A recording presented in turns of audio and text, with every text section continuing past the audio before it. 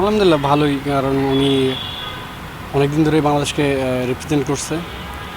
আমি যখন একদম ছোট, তখন হাফ প্যান্ট পরে আর কি, তখনই ওরা খেলা দেখি। সো তখন তো রেডিওতে খেলা শুনতাম, তারপর সাদা কালো টিভিতে দেখতাম।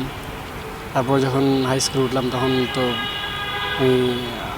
তখন তো কালার টিভি আসলো, কালার টিভিতে খেলা দেখলাম, তারপর প্র্যাকটিস করলাম।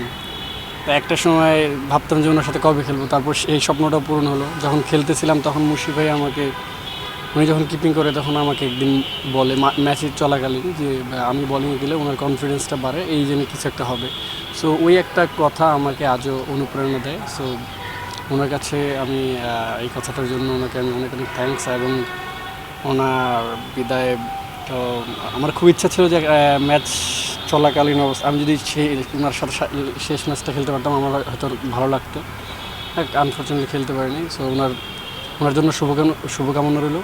যখন ন্যাশনাল টিমে থাকি বা বাইরে যখন দেখা হয়, প্রতিটা মুহূর্তে সুন্দর মুহূর্তে ওনার সাথে। উনি জুনিয়রদের সাথে খুব ভালোভাবে মেশেন এবং কি খুবই মজা করেন। অবশ্যই প্রতিটা প্লেয়ারেরই যখন ইনজুরি থেকে উঠে বা অফ ফর্ম যায়, তারপরে কোনো টুর্নামেন্টে সবাই কিন্তু ভালোভাবে ফিরে আসতে চায়। তো আলহামদুলিল্লাহ সেক্ষেত্রে আমিও সেরকমটা চাইছি। আলহামদুলিল্লাহ ফার্স্ট ম্যাচে খুব ভালো করছি। সো চেষ্টা থাকবে যাতে এইরকম ফিট থেকে প্রতিটা ম্যাচ খেলতে পারি। 2023 নিউজিল্যান্ড সফরে খুব বলা যায় খুব গোল্ডেন একটা পিরিয়ড ছিল আপনার, খুব ভালো বল করছিল, সুইং করছিল। আমি মাঠে থেকে আসলে ম্যাচগুলো দেখেছিলাম আপনার। তো ওই সময় একটু পর মনে হচ্ছে যে রিদমটা একটু লুজ হয়েছে বা এরকম কোনো কিছু, মানে সেই আবার আগের পর্যায়ে ফিরে যাওয়ার জন্য কিভাবে চেষ্টা করছেন? দেখেন, আমি 2023 সালে যে কাজগুলো করছি সেগুলোই করতেছি, আর একটু এক্সট্রা কাজ তার সাথে যোগ করেছি। সো দেখা যাক, এখন তার থেকে ভালো হতে পারে ইনশাল্লাহ, যদি আল্লাহ চায় আর কি। চ্যাম্পিয়ন্স ট্রফিতে তো আসলে খুব একটা আশানুরূপ পারফরমেন্স হয়নি বাংলাদেশে। আপনিও দলে ছিলেন না, স্কোয়াডে ছিলেন না, সেটাও একটা আলাদা ব্যাখ্যা আছে নির্বাচকদের।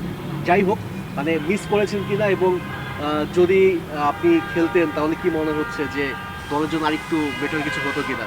দেখেন, যে টিমটা গেছিলো আমার মনে হয় বেস্ট টিমটাই গেছিলো। সো এখানে আমি না যাওয়া নিয়ে কোনো কিছু নাই। সো ইনশাল্লাহ নেক্সট চ্যাম্পিয়ন্স ট্রফিতে যদি আমরা যাই, ইনশাল্লাহ আমরা হয়তো এর থেকে ভালো কিছু করবো ইনশাল্লাহ। এখন কিন্তু টাইগার পেসারদের মধ্যে একটা মানে সুস্থ প্রতিযোগিতা যদি বলি, যে আমাদের টাইগার পেসারদের যারা আছে, এখন আমি জানি যে একটা পেসারকে দলে ঢোকাও অনেক কঠিন। হ্যাঁ, স্বাভাবিক। আপনার বিপিএলে পারফরমেন্সটা খুব একটা আপ টু দ্য মার্ক ছিল না। আপনি কি ডিপিএলটাকে একটা মঞ্চ হিসাবে দেখছেন কিনা, যে এখান থেকে আবার আপনি আগের সেই পুরনো শরীফুলে ফিরে যেতে পারবেন ন্যাশনাল টিমে? তো ইনশাল্লাহ চেষ্টা তো করতেছি, যদি ভালো খেলে ইনশাল্লাহ পারবো। আলহামদুলিল্লাহ বিপিএলেও আমি মনে করি যে খারাপ করি না, মার্শাল্লাহ দিক দিয়ে।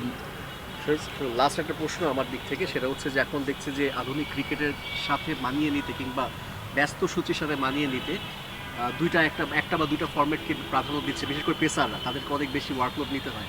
আপনি কি তিনটা ফরম্যাটেই কন্টিনিউ চালিয়ে যাচ্ছেন, নাকি আপনার কোনো পরিকল্পনা আছে যে এখন অন্তত একটা ফরম্যাট স্কিপ করে বাকি দুইটাতে নজর দেই? না, আমি এখনও ইয়াং। সো আমি চাই খেলতে। বিসিবি যে ফরম্যাটে খেলাবে আমি খেলবো। সো আমি রেডি।